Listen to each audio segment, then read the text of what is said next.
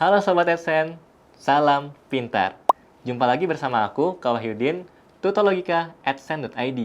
Pada kesempatan kali ini, kita akan membahas soal logika simak UI. Yuk, langsung aja kita mulai dari soal yang pertama.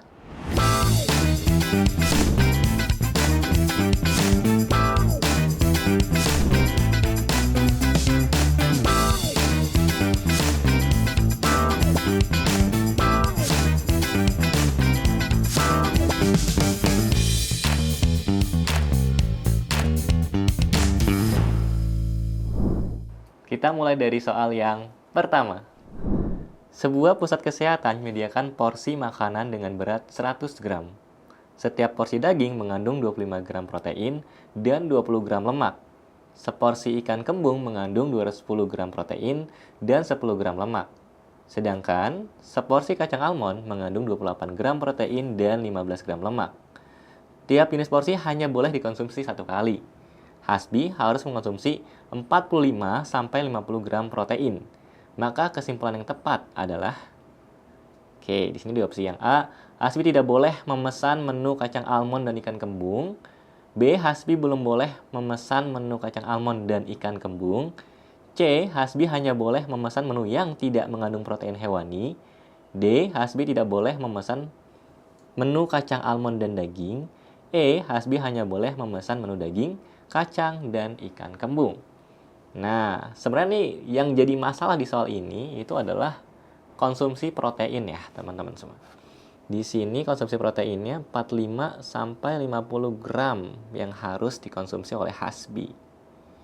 Sementara di sini ada data makanan dan kandungannya, kandungan protein dan lemak. Nah, lemak ini nggak usah dipikirin, karena yang jadi masalah itu adalah proteinnya. Jadi kita lihat di sini daging 25, proteinnya ikan kembung 21, dan kemudian kacang almond itu adalah 28 gram. Yang A, Hasbi tidak boleh memesan menu kacang almond dan ikan kembung. Kita lihat, almond tadi kandungannya berapa? Kacang almond kandungannya 28. Ikan kembung kandungannya 21. Ini kalau di total baru 49. Masih batas aman ya, sesuai dengan kebutuhannya. Jadi tidak boleh itu salah ya. Boleh kok. Yang B, Hasbi belum boleh memesan menu kacang almond dan ikan kembung. Nah, ini sama kan, kacang almond dan ikan kembung lagi. Berarti sama, 49 juga totalnya. Belum boleh, nunggu apa gitu ya. Boleh kok, 49. Yang C, Hasbi hanya boleh memesan menu yang tidak mengandung protein hewani. Ini tidak di statement ya, di soalnya. Maka ini juga bukan jawabannya. Yang D, Hasbi tidak boleh memesan menu kacang almond dan daging. Kacang almond tadi proteinnya 28, kalau daging itu 25. Nah, 28 tambah 25 itu 53. 53 ini melewati batas 50 gram, berarti terlalu banyak proteinnya. Kalau terlalu banyak berarti tidak boleh. Kita lihat yang E, Hasbi hanya boleh memesan menu daging, kacang, dan ikan kembung. Wah, semuanya dipesan gitu ya. Kalau semuanya dipesan berarti jadinya 25 dagingnya, kacang almondnya itu tadi 28 plus ikan kembung 21. Nah, ini jelas udah lebih dari 50 gram ya. Ini kalau kita total jadinya 74 ya. Gitu. Terlalu banyak gitu. Karena terlalu banyak berarti boleh nggak? Nggak boleh ya. Jadi untuk nomor 1 jawabannya adalah yang D. Hasbi tidak boleh memesan menu kacang almond dan daging. Kita lanjut ke soal yang kedua. Sejenis tikus tanah hidup dalam koloni dan memiliki seorang ratu. Ratu tikus tanah hanya bertugas untuk bereproduksi dan akan mengeluarkan zat pada air seninya yang akan membuat tikus betina lainnya menjadi mandul. Tikus lainnya bertugas untuk membesarkan bayi, mencari makanan, melindungi atau membersihkan sarang. Nah, terus kemudian jika ratu tikus melahirkan bayi jantan, maka pernyataan kesimpulan yang tepat adalah A. Bayi tersebut akan bekerja sesuai kebutuhan koloni. B. Bayi tersebut akan menjadi mandul karena ibunya. C. Bayi tersebut akan melahirkan bayi-bayi tikus lain. D. Bayi tersebut akan menjadi raja tikus koloni lain. E. Bayi tersebut akan menjadi raja tikus berikutnya. Nah, Kalau ketemu soal kayak gini, itu bisa dilihat ya, hal-hal yang tidak relevan itu langsung dieliminasi bisa. Kayak misalnya nih, di sini poin D sama E, pilihan jawaban yang D dan E, itu ngomongin raja kan. Di teks itu nggak ada sama sekali ngomongin raja. Jadi sebenarnya yang raja-raja ini itu tidak relevan ya. Ini nggak mungkin jadi kesimpulan. Tinggal ada A, B, sama C. Kita cek satu persatu. Bat tersebut akan bekerja sesuai kebutuhan koloni. Yang lahir jantan di sini ya. Nah, kalau jantan itu masuk kategori tikus lainnya. Kenapa masuk kategori tikus lainnya? Karena yang disebutin di kalimat sebelumnya itu ratu tikus. Tugasnya apa? Ya, itu bereproduksi. Terus kemudian mengeluarkan zat pada air seninya yang akan membuat tikus penil lainnya mandul. Nah, berarti yang lainnya selain ratu tikus terutama ya, itu punya tugas yang disebutkan di kalimat berikutnya. Membesarkan bayi, cari makanan, melindungi, atau membersihkan sarang. Gitu. Jadi bekerja sesuai kebutuhan koloni ini kita hold dulu ya. Ini berpotensi jadi jawaban. Yang B, bayi tersebut akan menjadi mandul karena ibunya. Nah, yang dibuat mandul itu di kalimat yang tadi masih sama. Itu adalah tikus betina lainnya. Ya, bukan tikus jantan. Jadi yang B ini salah. Yang C, bayi tersebut akan melahirkan bayi-bayi tikus lagi. Nah, ini walaupun secara logika sebenarnya jantan itu tidak melahirkan gitu ya, tapi balik lagi gitu ya, kita harus sesuai sama teks. Anggaplah kita nggak tahu ya yang jantan yang betina gitu ya, yang melahirkan yang mana, tapi di sini kan nggak di statement. Karena nggak di statement atau nggak dibahas di teksnya, maka tidak relevan. Maka yang C juga bukan kesimpulan yang tepat. So, yang mungkin jadi jawaban itu hanya yang A. Bayi tersebut akan bekerja sesuai dengan kebutuhan koloni. Jadi jawaban nomor 2 ini adalah yang A ya. Kita lanjut ke soal berikutnya, soal yang ketiga. Alat transportasi berbahan bakar minyak atau BBM menyebabkan terjadinya polusi udara. Pembakaran sampah menyebabkan polusi udara meningkat. Sunarti menggunakan mobil dengan BBM dan membakar sampah setiap hari. Pernyataan kesimpulan yang tepat adalah, nah, di sini tadi dikatakan di soalnya pada kalimat 1, alat transportasi berbahan bakar minyak menyebabkan terjadinya polusi udara. Ya, lalu kemudian di sisi lain pembakaran sampah menyebabkan polusi udara meningkat. Nah, sekarang Sunarti menggunakan mobil dengan bahan bakar BBM sesuai dengan kalimat 1. Ditambah dia juga membakar sampah setiap hari. Berarti dia melakukan dua hal yang jadi pemicu. Satu, terjadinya polusi udara. Yang kedua, polusi udara meningkat. Mari kita lihat pernyataan manakah yang sesuai menjadi kesimpulan dari Sunarti menggunakan mobil dengan BBM dan membakar sampah setiap hari. A. Sunarti tidak menyebabkan polusi. Jelas salah ya. Maka yang A ini kita eliminasi. Yang B. Sunarti menyebabkan polusi udara. Ya, benar. Yang C, Sunarti menyebabkan pembakaran bahan bakar minyak. Ini tidak disebutkan. Yang D, Sunarti menyebabkan pembakaran sampah. Nah, ini juga tidak disebutkan. Yang E, Sunarti memiliki pembakaran sampah. Ini juga tidak disebutkan. Maka untuk soal ini, jawaban yang tepat adalah yang B. Sunarti menyebabkan polusi udara. Kita lanjut ke soal berikutnya, soal yang keempat. Untuk diterima bekerja di sebuah perusahaan, setiap pelamar harus lulus tes masuk. Untuk bekerja sebagai supir, setiap pelamar harus memiliki SIM. Sudir baru saja lulus tes masuk perusahaan tersebut. Dengan demikian, kesimpulan yang benar adalah A. Sudir tidak ada hubungan dengan perusahaan. B. Sudir tidak diterima menjadi karyawan perusahaan. Yang C. Sudir belum diterima menjadi karyawan perusahaan. Yang D. Sudir akan menjadi supir perusahaan. Yang E. Sudir bukanlah supir perusahaan. Oke.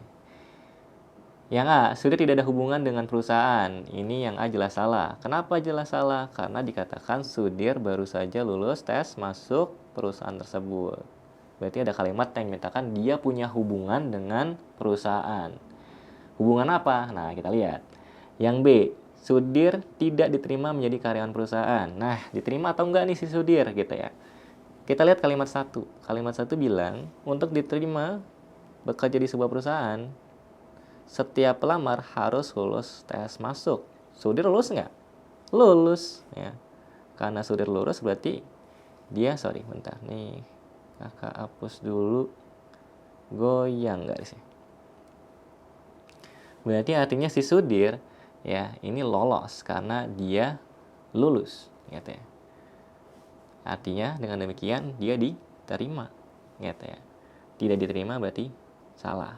Kecuali soalnya bilang Sudir itu tidak lulus tes masuk atau bahkan misalnya Sudir tidak mengikuti gitu ya. Yang C, Sudir belum diterima menjadi karyawan perusahaan. Nah, ini statusnya berarti di tengah-tengah nih kalau belum gitu ya. Di sini sih tidak ada kalimat yang menyatakan bahwa si Sudir ini udah diterima atau belum ya. Tapi untuk diterima syaratnya sudah dipenuhi gitu ya. Yang D, Sudir akan menjadi supir perusahaan. Nah, untuk menjadi supir syaratnya apa nih? Ada di kalimat 2. Untuk bekerja sebagai supir. Kalimat kedua. Pelamar harus memiliki SIM. Nah, Sudir punya SIM atau enggak? Tidak disebutkan. Ya, karena disebutkan maka kita tidak bisa menyimpulkan dan tidak boleh juga menyimpulkan dia akan menjadi supir perusahaan. Begitu juga sebaliknya, yang E, Sudir bukanlah supir perusahaan. Ya, itu juga tidak boleh kita simpulkan demikian karena tidak disebutkan dia punya SIM atau tidak. Oke, jadi jawaban Trisa itu hanya opsi yang C. Sudir belum diterima menjadi karyawan perusahaan. Jadi dia statusnya sudah lulus, salah satu syaratnya sudah terpenuhi, tapi statusnya apakah sudah diterima? Ya, itu masih belum diketahui. Jadi jawaban yang tepat di sini adalah yang C ya. Kita lanjut ke soal yang berikutnya, soal yang kelima. Penumpang angkutan kota atau angkot dapat turun di sepanjang jalan kecuali di jalan tol. Angkot yang beroperasi tidak diperkenankan masuk ke dalam jalan tol. Sunarto naik angkot dan turun di jalan tol. Maka pernyataan yang benar adalah A. Sunarto adalah supir angkot.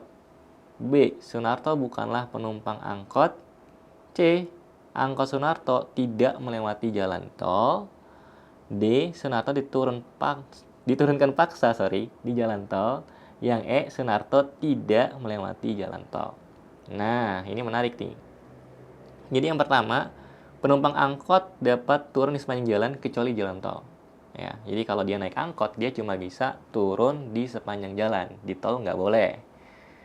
Terus kemudian angkot yang beroperasi tidak diperkenankan masuk ke dalam jalan tol. Berarti artinya ada nggak angkot yang melewati jalan tol? Itu tidak ada. Ya. Sunarto naik angkot dan turun di jalan tol. Nah, A. Sunarto adalah sopir angkot. B. Sunarto bukanlah penumpang angkot. Nah, ini B dulu nih yang pasti tereliminasi. Kenapa? Karena kalau penumpang angkot ya itu tidak dapat turun di jalan tol. Dia dapat turun di sepanjang jalan kecuali jalan tol. Sunarto turun di jalan tol. Berarti dia bukan penumpang angkot. C. Angkot Sunarto tidak melewati jalan tol. Nah, ini tidak disebutkan ya, dia punya angkot atau enggak gitu kan. Ini juga salah. Yang D. Sunarto diturunkan paksa di jalan tol. Dipaksa oleh siapa? Tidak ada juga keterangannya gitu ya. Yang E. Sunarto tidak melewati jalan tol. Orang turun di jalan tol kok, berarti melewati ya. Jadi kesimpulannya di sini adalah yang A ya. Sunarto adalah supir angkot. Kita lanjut ke soal berikutnya, soal yang ke-6.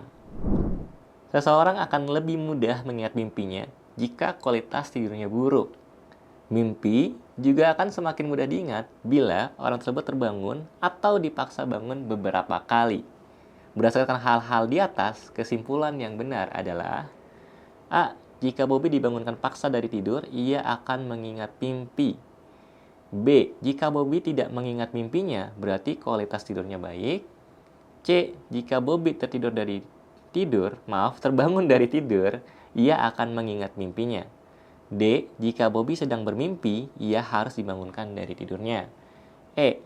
Agar Bobby mengingat mimpinya, ia harus dibangunkan berkali-kali. Oke. Yang A dulu nih, jika Bobby dibangunkan paksa dari tidur, ia akan mengingat mimpi.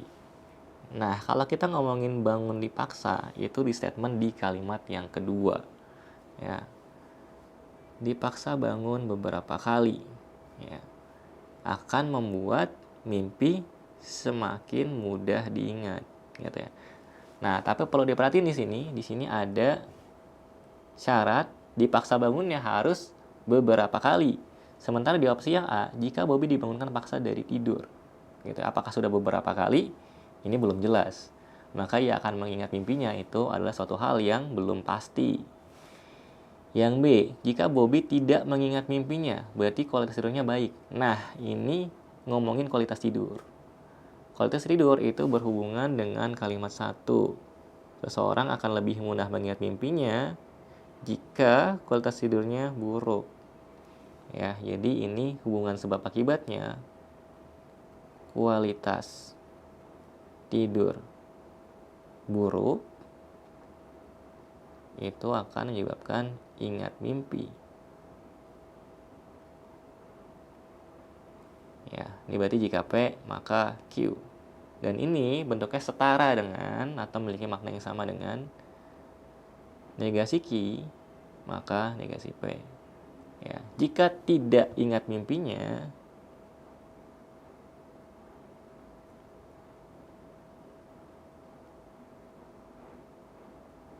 berarti kualitas tidurnya seperti apa gitu ya? Kebalikannya buruk. Ya, berarti kualitas tidur tidak buruk. Nah, kalau tidak buruk berarti sesuai ya dengan opsi yang B. Berarti kualitas tidurnya baik. Oke, maka untuk soal yang B ini kita bisa hold. Untuk soal ini jawabannya yang B. Kita lihat dulu tapi yang C, D sama I-nya kenapa salah? C, jika Bobby terbangun dari tidur, ia akan mengingat mimpinya. Nah, ini nggak menyatakan syarat yang mana-mana ini gitu ya. Ini jadinya general aja gitu ya. Semua yang terbangun dari tidurnya termasuk Bobby, itu otomatis ingat jadinya kayak gitu kan. Yang D, jika Bobby sedang bermimpi, ia harus dibangunkan dari tidurnya. Tidak ada keharusan gitu ya. Yang E, agar Bobby mengingat mimpinya, ia harus dibangunkan berkali-kali. Nah, juga ini juga sama ya. Tidak ada keharusan. Ya, berarti jawabannya yang tepat untuk soal ini adalah yang B ya. Jika Bobby tidak mengingat mimpinya, berarti kualitas tidurnya baik. Demikian pembahasan soal-soal logika SIMAK UI. Sampai jumpa lagi di video berikutnya dengan aku, Kak Wahyudin. Salam pintar!